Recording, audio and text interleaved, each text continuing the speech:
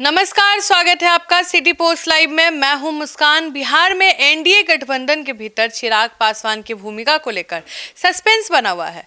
मुजफ्फरपुर में पार्टी की तरफ से आयोजित नव संकल्प महासभा में एलजेपी नेताओं ने बिहार का सीएम कैसा हो, चिराग पासवान जैसा हो कि नारे खूब लगाए। चिराग खुद को मुख्यमंत्री के पद के दावेदार के रूप में पेश कर रहे हैं। एनडीए नीतीश कुमार को अगला सीएम बता रहा है, लेकिन एलजेपी चिराग को मुख्यमंत्री के रूप में पेश कर रही है। सीटों के बंटवारे को लेकर खींचतान लगा हुआ है। अब इस पे बातचीत करने के लिए हमारे साथ मौजूद हैं chief editor Shrikant Pratyush. Sir, क्यों ऐसा हो रहा है? कभी नीतीश कुमार को एनडीए बोल रही है, तो फिर चिराग पासवान के जो कार्यकर्ता हैं वो चिराग पासवान को सीएम के रूप में कैसे देख रहे हैं? कार्यकर्ता तो देखेंगे, कार्यकर्ता अपने नेता को सबसे बड़ी कुर्सी पर देखना चाहते हैं, सबसे पावरफुल देखना चाहते हैं, कोई बुराई नहीं है। लेकिन पार्टी के नेता जिस तरह से चिराग पासवान को अगला मुख्यमंत्री बता रहे हैं, वो एनडीए की चिंता बढ़ाने वाली है। अब अरुण भारती तो यहाँ तक कह चुके हैं कि भाई हमारी तैयारी सभी सीटों पर है, अकेले चुनाव मैदान में उतर सकते हैं। और उन्होंने यहाँ तक कह दिया कि भाई जेडीयू के साथ तो हम कभी विधानसभा चुनाव लड़े ही नहीं हैं। तो कई तरह की बातें एलजेपी की तरफ से आ रही हैं, जिसको लेकर संशय बना हुआ है, सस्पेंस बना हुआ है। और आपने ठीक कहा, चिराग पासवान के तेवर भी तल्ख हैं। कई बार वो सवाल उठा चुके हैं। एक बार सवाल उठाया था कानून व्यवस्था को लेकर, और यहाँ तक कह दिया था कि एनडीए सरकार का समर्थन करके वो दुखी हैं। तो बात बहुत बढ़ गई थी आगे। सूत्र जो बता रहे हैं कि अमित शाह ने उनको बुलाया, समझाया कि भाई अभी हम लोग एनडीए में हैं, गठबंधन में हैं, इस तरह का बयान से खराब मैसेज जाएगा, तो इस तरह के बयान से परहेज करिए। सर, सवाल ये उठ रहा है कि चिराग अपनी सभाओं में बिहार के पिछड़ापन, पलायन, रोजगार को लेकर सवाल उठा रहे हैं। मतलब साफ है कि नीतीश सरकार की उपलब्धियों से संतुष्ट नहीं है, तभी तो बदलाव की बात कर रहे हैं। बिल्कुल, वो तो बिहार फर्स्ट, बिहारी फर्स्ट का जिस तरह से वो ब्रांडिंग कर रहे हैं, तो लगातार अपनी हर सभा में वो बता रहे हैं कि बिहार कितना पिछड़ा है, बिहार में पलायन कितनी बड़ी समस्या है, बिहार में रोजगार कितनी बड़ी चुनौती है। तो लगातार इन्हीं सवालों को उठा रहे हैं। मतलब कि एनडीए सरकार तो 20 साल से एनडीए की ही सरकार है। मतलब नीतीश कुमार पे निशाना साध रहे हैं क्या? अब 20 साल से तो एनडीए की सरकार है, नीतीश कुमार ही मुख्यमंत्री हैं। अगर बिहार में पिछड़पन है, बिहार में बेरोजगारी है, बिहार से पलायन है, तो इसके लिए तो जिम्मेवार नीतीश कुमार ही होंगे। अब 35 साल पहले वाली कांग्रेस सरकार को जिम्मेवार ठहराना आज तो उचित नहीं है। तो एक तरह से बिना नाम लिए वो नीतीश सरकार की उपलब्धियों पर ही सवाल उठा रहे हैं, और हर सभा में वो बदलाव की बात कर रहे हैं। बदलाव तो प्रशांत किशोर को करना है, बदलाव तो टैगलाइन है प्रशांत किशोर का, वो बदलाव यात्रा कर रहे हैं। मतलब व्यवस्था बदलना चाहते हैं, सरकार बदलना चाहते हैं। चिराग पासवान भी उन्हीं की भाषा बोल रहे हैं, बदलाव चाहते हैं, बिहार में बदलाव चाहते हैं, बिहार को आगे ले जाना चाहते हैं, बिहार को नंबर 1 बनाना चाहते हैं।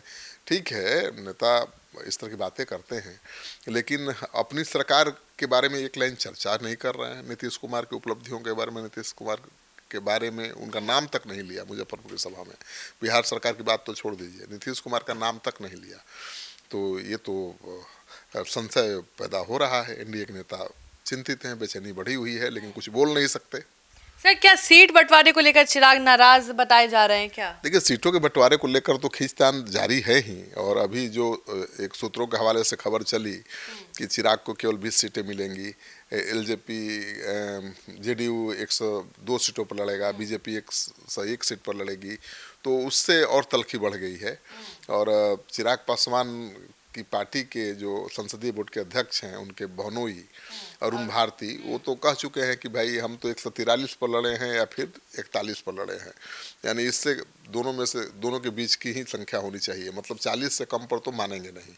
उन्होंने बाकायदा सोशल मीडिया पर लिखा है कि हमको तो 40 सीट्स से कम मंजूर नहीं है। तो सवाल ये भी हो सकता है कि वो दिखा रहे हों अपनी पार्टी के लोगों को, कार्यकर्ताओं को, नेताओं को कि भाई हम मजबूती के साथ अपनी मांग रख रहे हैं, ताकि उनका हौसला पस्त न हो। लेकिन इसका एक दूसरा मतलब भी है कि कहीं 40 सीटें नहीं मिली तो चिराग क्या फिर एनडीए को छोड़ देंगे, जैसा कि 2020 में वो कर चुके हैं। नीतीश कुमार अगर 43-40 पर सिमट गए, तो उसके पीछे उन्हीं का योगदान बताया जाता है।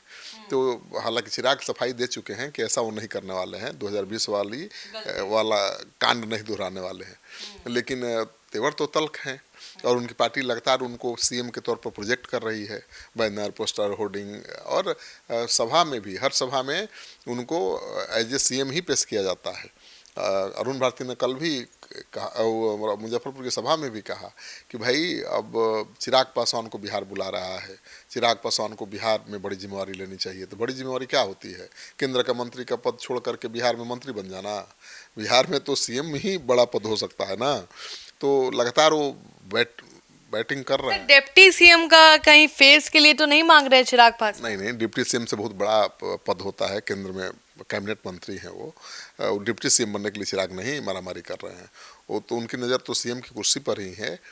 हालांकि इतने बेचैन नहीं है कि अभी ही सीएम बन जाए, लेकिन अभी अगले 5 साल को सर देख रहे हैं क्या? नहीं, अगले 5 साल के अंदर बीच में भी बन सकते हैं, क्योंकि वो संभावनाओं को देख रहे हैं और पहले से अपनी दावेदारी मजबूत कर रहे हैं कि अगर नीतीश कुमार के बाद अगर किसी दूसरे को सीएम बनाने की बारी आई तो उनका नंबर आए, क्योंकि बीजेपी तो कोशिश में है कि नीतीश कुमार के बाद वो अपना सीएम बनाए, और चिराग को पता है ये बात। और एक बार बीजेपी का सीएम बन गया तो फिर सीएम बनना चिराग के लिए बहुत मुश्किल हो जाएगा। इसलिए चिराग पासवान सीएम की कुर्सी पर अभी से दावा ठोक रहे हैं। ऐसा नहीं है कि सीएम की कुर्सी के लिए वो एनडीए छोड़ देंगे। लेकिन नहीं सर, अगर उनको मौका मिले कि डिप्टी सीएम का सीट मिले, अगर ऐसा मौका मिले तो सर वो क्या छोड़ेंगे केंद्र की सरकार में जो बैठे हैं? एनडीए डिप्टी सीएम बनने के लिए केंद्र में कैबिनेट का मंत्री का पद थोड़ी छोड़ेंगे। वो एक तो प्रेशर बना रहे हैं कि ज़्यादा से ज़्यादा सीटें मिले, और दूसरी अपनी दावेदारी को मजबूत कर रहे हैं कि आगे जब मुख्यमंत्री बदलना हो तो दावेदार। पासवान का चेहरा है। सर, मुजफ्फरपुर की अपनी सभा में उन्होंने क्या कहा? एनडीए के नेताओं का चिराग के बारे में क्या कहना है? देखिए, पार्टी के नेता, जी, एनडीए के घटक दलों के नेता बिल्कुल फूंक फूंक कर कदम रख रहे हैं। चिराग पासवान के खिलाफ कोई नहीं बोल रहा है, लेकिन जेडीयू के नीरज कुमार तो बोल रहे हैं। उन्होंने सवाल उठाया है कि भाई जिस दिन बिहार बंद था एनडीए का, उस दिन रैली करने का क्या मतलब है? हालांकि ये रैली की तारीख पहले से फिक्स थी, पहले से तय था कि इस दिन रैली होना है। बिहार बंद तय नहीं था। बिहार बंद तो मोदी जी को जब गाली दिया कांग्रेस के यात्रा में कांग्रेसियों ने, तब तय हुआ कि बिहार बंद होगा।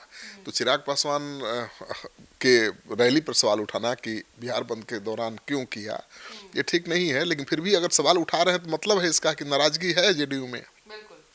और चिराग पासवान अगर मुख्यमंत्री की कुर्सी पर दावा करेंगे तो जेडीयू तो नाराज होगा। तो जेडीयू भी नाराज है, और बीजेपी के कोई नेता मंत्री कुछ बोलते नहीं उनके बारे में। उनका कहना है कि भाई सभा में भीड़ जुटी होगी, लोगों का मनोबल बढ़ाने के लिए नेता ऐसे बोलते रहते हैं, और कार्यकर्ता तो चाहते ही हैं कि उनका नेता मुख्यमंत्री बने, बड़ा बने। इसमें कौन नई बात है? चिराग पासवान बिल्कुल ठीक है, मान जाएंगे, माने हुए हैं। तो सर, अब सवाल ये उठता है कि चिराग पासवान पे कोई बोलने को तैयार नहीं है, नीरज कुमार दिख रहे हैं, लेकिन चिराग पासवान की बात करें तो अरुण भारती भी लगातार 40 सीटों की बात कर रहे हैं। कभी कभी सीट बोल रहे हैं कि अकेले ही हम चुनाव लड़ लेंगे, धमकी देते रहते हैं। तो क्या अरुण भारती को खुद ही आगे कर रहे हैं क्या चिराग? अब अरुण भारती अपने मन से तो बोल नहीं रहे होंगे, उनका जो लाइन है वो तो तय किया होगा चिराग पासवान ने ही। चिराग की बेरुखी सीटों को लेकर ही है, ये सच है। अरुण भारती ने पोस्ट किया और कहा कि भाई हमें न्यूनतम विधानसभा की 43 सीटें चाहिए। इस बीच जनसुराज के संस्थापक प्रशांत किशोर भी कूद गए हैं इस विवाद में, और अब वो चढ़ाने लगे हैं। वो कह रहे हैं कि भाई अगर लोकसभा की 12 सीटों के आधार पर बीजेपी जेडीयू को 100 सीटें मिल रही हैं, तो 5 सांसदों वाली लोजपा को तो 40 सीट मिलनी ही चाहिए। हमारे इंटरव्यू में भी कहा था सर। बिल्कुल, तो वो भिड़ा रहे हैं। और प्रशांत किशोर और चिराग पासवान के रिश्ते कैसे हैं सबको पता है, और प्रशांत किशोर के लाइन पर ही चिराग पासवान आगे बढ़ते नजर आ रहे हैं। वो भी बदलाव की बात कर रहे हैं, चिराग पासवान भी बदलाव की बात कर रहे हैं। वो भी पलायन को बड़ा मुद्दा बना रहे हैं, चिराग पासवान भी पलायन को बड़ा मुद्दा बना रहे हैं। वो भी बेरोजगारी को बहुत बड़ा मुद्दा बना रहे हैं, चिराग पासवान भी इसको बड़ा मुद्दा बना रहे हैं। तो प्रशांत किशोर को तो नीतीश कुमार को हटाना है, जो 20 साल से मुख्यमंत्री हैं, इसलिए मुद्दा बना रहे हैं। लेकिन चिराग पासवान क्यों मुद्दा बना रहे हैं? बेरोजगारी को, पलायन को। आपकी सरकार रही है, बिल्कुल अपनी ही सरकार पर निशाना साध रहे हो, बदलाव मतलब अपनी ही सरकार बदल देना चाहते हैं। तो इसलिए संशय बना हुआ है कि चिराग पासवान क्या करेंगे।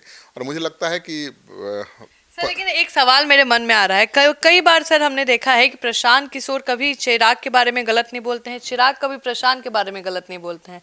इससे अशोक चौधरी भी बहुत परेशान हो जाते हैं, बोलते हैं कि अपनी बेटी को टिकट खरीद के दिलवाया, उसके बाद कहते हैं कि चिराग सबसे अच्छे नेता हैं। हाँ, अशोक चौधरी ने ठीक ही कहा कि एक तरफ तो प्रशांत किशोर चिराग की तारीफ करते हैं, दूसरी तरफ आरोप लगाते हैं कि वो टिकट बेचते हैं, क्योंकि अशोक चौधरी पर आरोप लगाते हैं प्रशांत किशोर के अपनी बेटी के लिए टिकट खरीदा। तो कह रहे कि कैसी दोस्ती है भाई, ये कैसा संबंध है कि एक तरफ तो कह रहे हैं कि चिराग पासवान बहुत अच्छे नेता हैं और दूसरी तरफ कह रहे हैं कि वो टिकट बेचते हैं। तो देखिए है क्या कि चिराग पासवान और प्रशांत किशोर के बीच केमिस्ट्री साफ दिख रही है, बहुत अच्छी बन रही है, लेकिन अभी इस चुनाव में तो कुछ नहीं होना है। दोनों साथ नहीं दिख नहीं, प्रशांत किशोर पहले ही बोल चुके हैं कि किसी दल के साथ गठजोड़ नहीं होगा, सभी सीटों पर उनकी पार्टी लड़ेगी, तो ये ऐसा स्कोप नहीं बनता है। लेकिन आगे भविष्य में एक बड़ा गठजोड़ का संकेत तो चिराग भी दे रहे हैं, प्रशांत किशोर भी दे रहे हैं। और मुझे लगता है कि चिराग पासवान को अगर 25 सीटें मिल जाए, 25 सीट मिल जाए, एक राज्यसभा की सीट मिल जाए, तो एनडीए के साथ ही बने रहेंगे।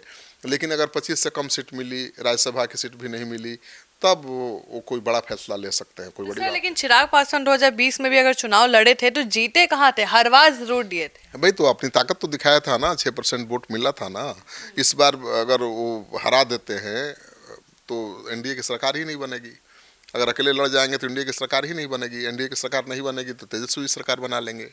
तेजस्वी यादव 5 साल सरकार चलाएंगे तो चिराग पासवान और प्रशांत किशोर मिलकर बड़ा खेल कर देंगे, उनके कुशासन को आधार बना के जनता में जाएंगे। तो प्रशांत किशोर भी चाहते हैं कि तेजस्वी एक बार सरकार बना ले, चिराग पासवान भी चाह रहे होंगे कि एक बार बना ले, लोग देख ले कैसा सरकार चला रहे हैं। उसके बाद लोगों को समझ में आएगा कि नहीं भाई, ये चिराग और प्रशांत किशोर के बस की बात है, बिहार को बदलना तेजस्वी के बस की बात नहीं है। तो दोनों ये तो चाह रहे हैं खेल करना, लेकिन अब इस हद तक अगर चिराग तैयार होंगे कि भाई हम एनडीए छोड़ देंगे भले मेरी पार्टी टूट जाए, हम एनडीए छोड़ देंगे भले एक भी सीट ना जीतें, तब तो कुछ भी कर सकते हैं। और बड़ी कुर्सी पर नज़र है, अगर मुख्यमंत्री की कुर्सी पर नज़र है तो कोई बड़ी बात नहीं है कि चिराग पासवान फिर से अकेले चुनाव मैदान में उतर जाएं। हाँ, कोई बड़ी बात नहीं है, कुछ भी हो सकता है। तो आप सुन रहे थे पूरे डिबेट को, आप क्या सोचते हैं हमें जरूर बताएं कमेंट सेक्शन में। फिलहाल इस खबर में इतना ही।